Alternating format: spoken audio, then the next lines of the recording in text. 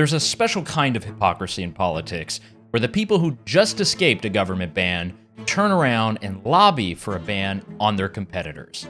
And that's what's happening right now in the kratom industry.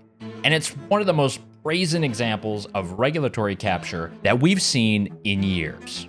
In 2016, the DEA tried to schedule kratom as a Schedule I substance. You heard about that in my last video.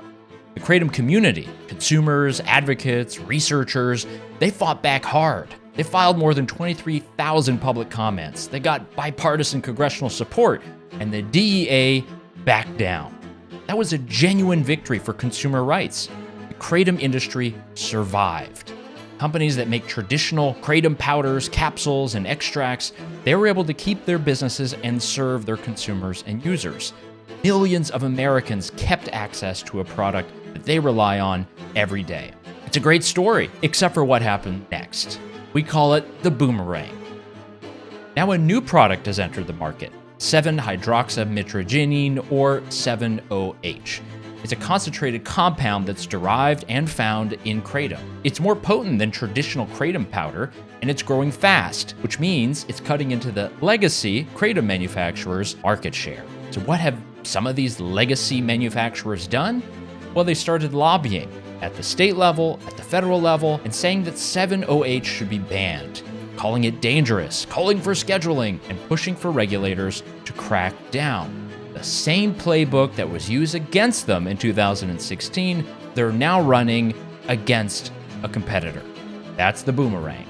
And it should concern everyone who cares about honest and fair and scientific drug policy. When industry incumbents use the regulatory process to crush competition, consumers lose.